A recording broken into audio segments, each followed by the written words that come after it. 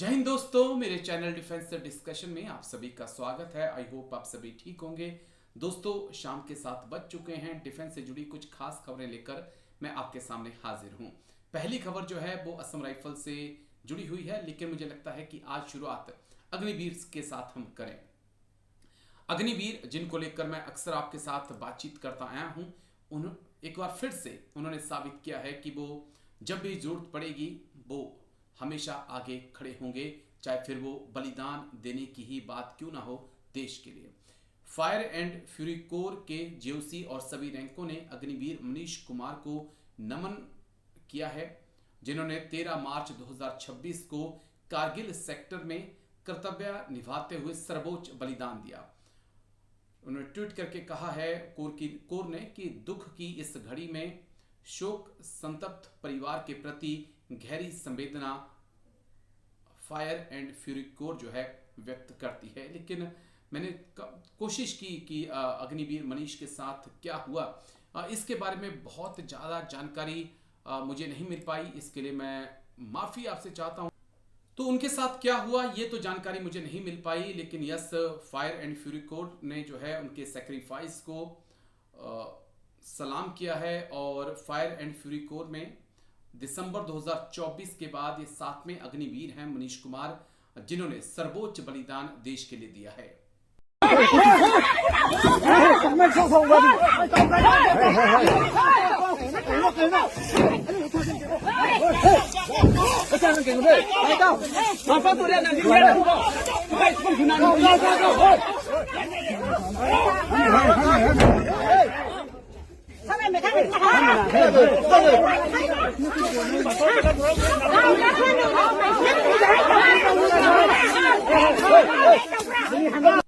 चलिए दोस्तों, आगे बढ़ते हैं। अब बात असम राइफल को लेकर। नागालैंड में सुरक्षा बलों के आचरण को लेकर चिंताएं एक बार फिर से उभर कर सामने आई हैं। चर्च संगठनों और एक छात्र संगठन ने पेरन और फेक जिलों में अलग अलग घटनाओं में असम राइफल द्वारा की गई हालिया कार्रवाइयों की निंदा करते हुए जवाबदेही और नागरिक एवं धार्मिक स्थलों की सुरक्षा के लिए सुरक्षा उपायों की मांग की है। शुक्रवार को जारी अलग अलग बयानों में नागालैंड बैप्टिस्ट चर्च काउंसिल और जेमे बैप्टिस्ट चर्च काउंसिल ने 9 मार्च की देर रात पेरन जिले के समज्यूराम बैप्टिस्ट चर्च और उसके पादरी के आवास पर असम राइफल कर्मियों द्वारा की गई छापेमारी की निंदा की है। उसके बाद कुछ ऐसी तस्वीरें भी सामने आई जहां पर असम राइफल के जवानों को घेरा गया, उनके साथ मारपीट की गई है। ये मणिपुर हो या मणिपुर से लगती नागालैंड की जो सीमाएं हैं वहां पर हो, इस प्रकार का हालात बने हुए हैं। असम राइफल जब कार्रवाई करने जाती है तो जो मिलिटेंट्स हैं, उग्रवादी जो हैं, चाहे वो कुकी से जुड़े हैं, माइते से, नगा से, वो जाकर जो है धार्मिक स्थलों में या किसी के घर में शरण ले लेते हैं और महिलाएं जो हैं या पुरुष जो हैं, इनोसेंट लोग जो हैं, वो उनको आगे कर दिया जाता है। असम राइफल क्या करे? असम राइफल यहां पर आकर फंस जाती है और किस प्रकार का फिर व्यवहार असम राइफल के जवानों के साथ किया जा रहा है ये आप देख सकते हैं। क्या एक तरीका ये बन चुका है? और अगर इस प्रकार की वाकई में गलत तरीके से असम राइफल के जवान चर्च में या पादरी के यहाँ पर पहुंचे हैं तो बिल्कुल जांच हो और दूध का दूध और पानी का पानी हो। और ये अगर असम राइफल के जवान गलत हैं उनको सजा मिले, लेकिन अगर जिन लोगों ने असम राइफल के ऊपर आरोप लगाए गए हैं अगर वो आरोप गलत है तो उन लोगों के खिलाफ जो है फिर लीगल कोई से बंकर थुआ रब की विलेज गार्ड की बंकर थुआ रब की हौजी से ईरान थोड़ा कर लाये मीमियम लार का यिंबियो पुरम्बी उंगथांगो पुरम्बी अन्यों विलेज गार्ड दोनों बंकाले तो बाथांग रो तो आर्मी हुलो अनि सिकलियो नोए ईरान सो में मिबी उंगथांगो पुरम्बी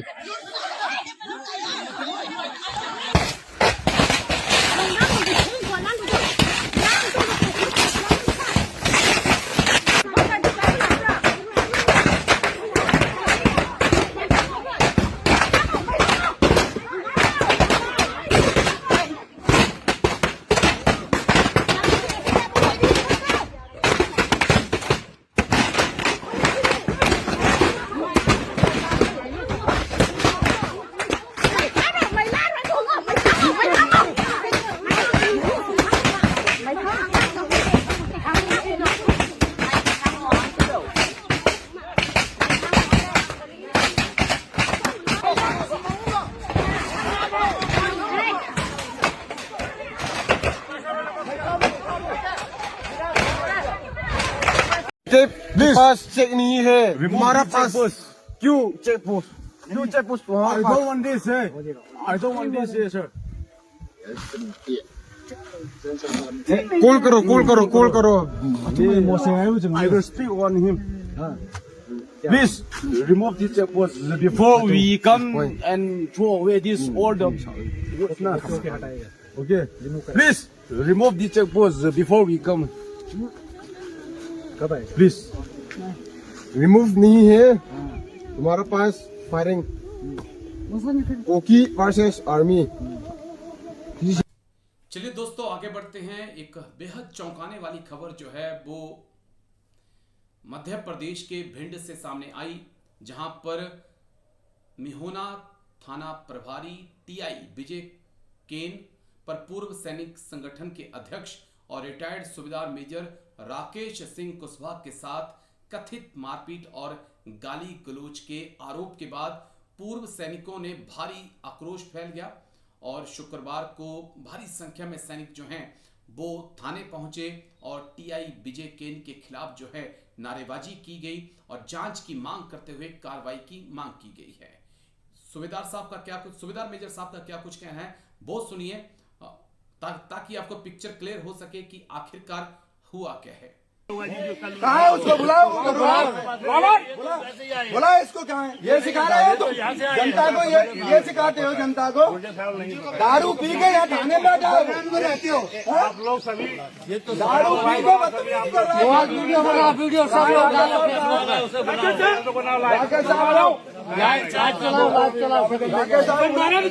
गुंडाई कर रहे हो साले यहाँ पे बैठ के? राकेश साहब, मैं किस बोल रहा हूँ? मैं संभागीय अध्यक्ष अरविंद तोमर हूँ और वहाँ से मैं आया हूँ 100 किलोमीटर दूर से.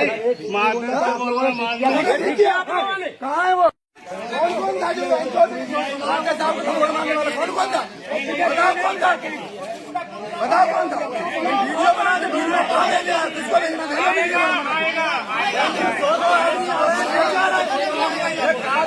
लड़े हुए हैं इसमें बच्चे. किसकी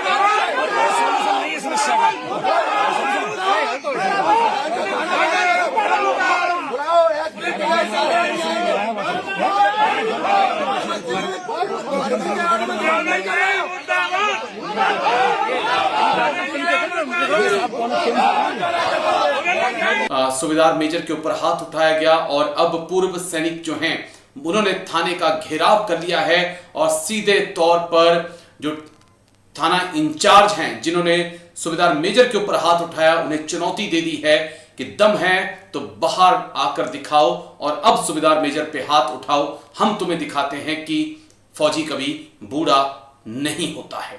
तो गर्मा गर्मी बहुत ज्यादा बढ़ चुकी है और पूर्व सैनिक एक साथ एकजुट हो चुके हैं, थाने का घेराव कर लिया गया है। मैं क्यों भरोसा करूं? मैं तो सत्यता पे, सुनो साहब लोगों ना, मैं तो सत्यता पे भरोसा कर रहा हूँ ना कि कैमरे लगे हुए हैं, सीसीटीवी फोटो आप अभी चेक करवाइए और वास्तविकता आप सत्य के साथ हैं और वास्तविकता आप जस्टिफाई कर रहे हैं। यहाँ पर हम लोगों को न्याय देने के लिए आप आए हैं, तो इसमें देरी क्यों? हम लोग यदि 150 किलोमीटर मुरैना यहाँ से सबलगढ़ सोपुर तक के हम लोग यहाँ बैठे हैं, तो साहब आज का हमारे लोगों का खर्चा कम से कम 20,000 50,000 का है। क्या न्याय दे रहे हैं आप लोग? नहीं, कोई समय नहीं लगता।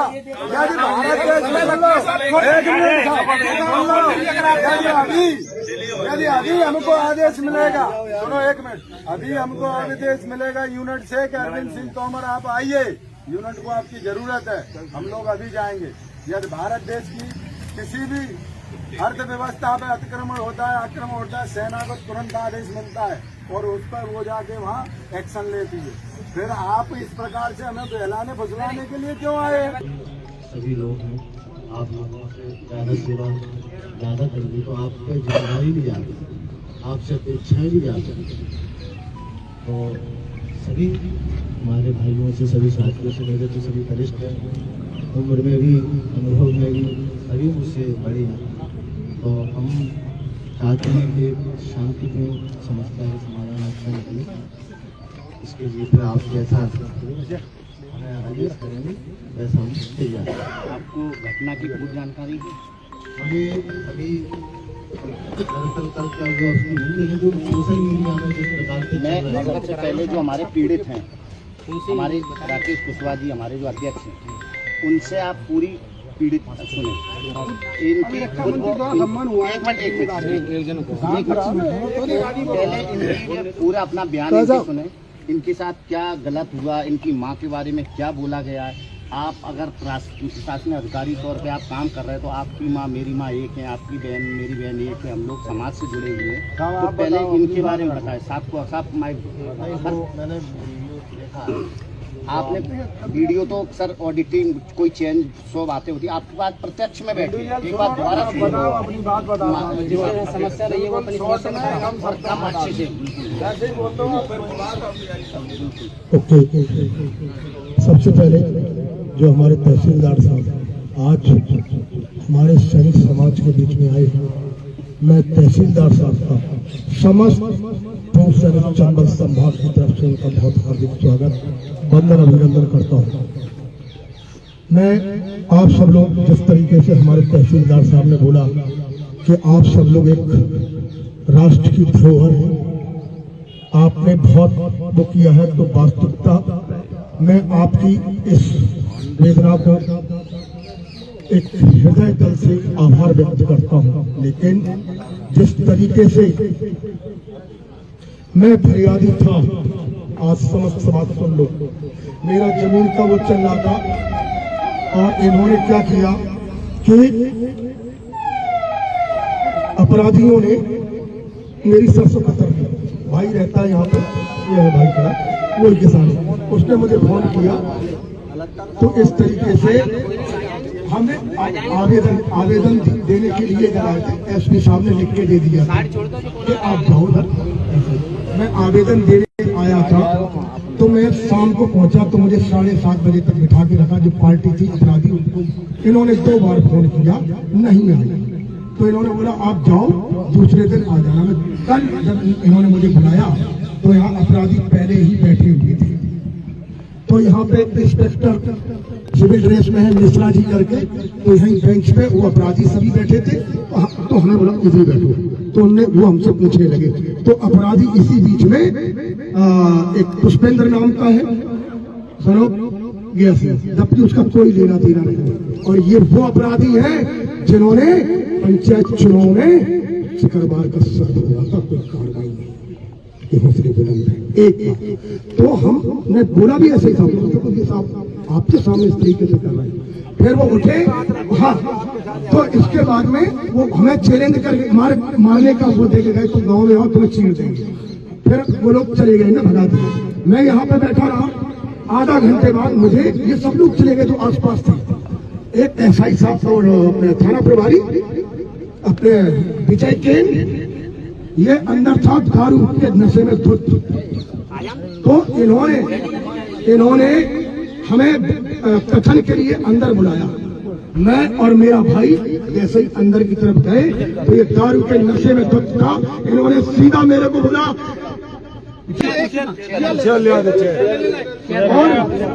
और मुझे डायरी और मेरे जरूरत कागज SDM साहब को मालूम है। 4 साल से मैं बिल्कुल अपने कानून कार्रवाई की तरीके से लड़ रहा हूँ, मैं किसी से लड़ाई झगड़ा नहीं चाहता। और इसीलिए यहाँ पे सहारा लेने आया था मैं, और इन्हीं के सामने वो अपराधी मुझे जान से मारने की धमकी देके गए, ठीक है। तो इनने हमें बहुत बुरी तरह से मारा। और ये देखिए साहब, इनने हमें अंदर खींचने ले गए रूम की तरफ। थाना प्रभारी दारू के नशे में था। मैं अपनी माँ और मातृभूमि की कसम खाता हूँ, इन्होंने किस तरीके से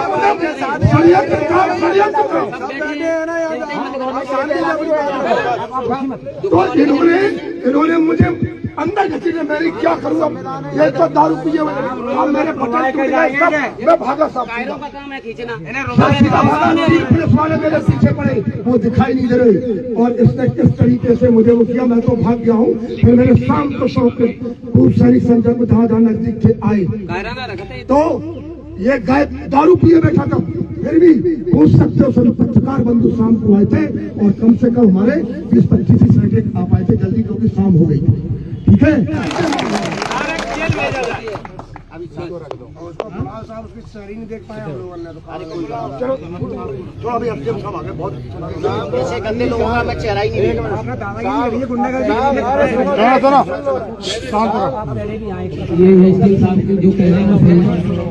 साहब आपको सारी चीजें आपको अवगत होगी। हाँ, मुझे जानकारी। कल से घटना सोशल मीडिया पे चल रही है और हम सब यहाँ ग्वालियर से लेकर मुरैना के सभी सैनिक इसमें कारगिल युद्ध भी लड़े हुए, कई ऐसे सैनिक हैं जिनके गोली लगे। हम वास्तविकता इस देश का और इस समाज का सबका सम्मान करते हैं, आपका भी सम्मान करते हैं। आप हमारी बात सुनने आए हैं। विषय हमारा ये है कि हमारे सूबेदार मेजर से पद से रिटायर हैं। आप जानते हैं सूबेदार मेजर एक 1500 आदमी पे यूनिट में कमांड करता है। उनके साथ मार पिटाई करना, वो भी यहाँ जो थाना प्रभारी है वो दारू पिए हुए बैठा है उस समय पर, और आप समझिए उस कालखंड में यदि अन्य सिविलियन आएगा तो ये क्या ट्रीट करते होंगे। फिर इनके साथ मार पिटाई करने के बावजूद भी इन्हें फिर बुला रहे हैं। सुनो आप साहब, इनको ये फिर बुला रहे हैं, बुलाने के बाद ये हरकत है इनकी। तो मेरी एक ही मांग है, ऐसे व्यक्तियों को इस पुलिस प्रशासन में रहने का कोई अधिकार नहीं है। इनको तत्काल प्रभाव से सस्पेंड आप करेंगे, एक मेरी मांग ये है। दूसरी मांग मेरी ये है कि इन पर खुद विभागीय कार्रवाई हो। इन पर जो हमारे जो सैनिक नियम के अनुसार इन पर धाराओं का प्रावधान है वो इन पर धाराएं लगें और इन पर जो है कार्रवाई हो। और हम इसी विषय को लेकर बैठे हैं और जब तक हमारे पास अभी लेटर नहीं आ जाएगा कि इसको सस्पेंड कर दिया है, जब ही हम यहाँ से जाएंगे। तो हमेशा दारू में ही रहती हैं आप पूरे नगर में, हमारा इतना ही निवेदन है और बस यही तत्काल प्रभाव में उनको जेल भेजा जाए। जब भी मिलो पहला पॉइंट, आईपीसी धाराओं के तहत जो संविधान में कानून है, हम सब लोग शिष्टाचार वाले लोग हैं। फौजी सबसे पहले फौजी अनुशासन के नाम से जाना जाता है और वास्तविकता में मैं अनुशासन के रूप में चल रहा हूँ। हमारे साथ जो अन्याय किया गया, हमारी कोई अन्य लोगों के साथ कोई द्वेष नहीं है। हमारे सभी हमारे अपने लोग हैं। हम केवल चाहते हैं कि हमारे जो टीआई साहब उस समय पद पे थे उनको तत्काल प्रभाव में जेल में डाला जाए, उसके बाद फिर कार्रवाई की जाए। FIR हम आवेदन नहीं देंगे, हम आवेदन की पढ़ाई नहीं जानते, हम केवल एक चीज जानते हैं, FIR और कार्रवाई। अगर आप मुझे FIR की कार्रवाई करके दे, हम स्वतः ही अपने आंदोलन को छोड़ के यहाँ से चले जाएंगे और आप लोगों का, सब लोगों का तहे दिल से शुक्रिया करेंगे। दूसरी चीज, मैं एक चीज और जोड़ना चाहता हूँ, बहुत अच्छी बात कहना चाहता हूँ। प्रशासन शासन जो हमारे लिए बनाया गया है वो हमारी समाज की सेवा के लिए बनाया गया है। अगर आप ही लोग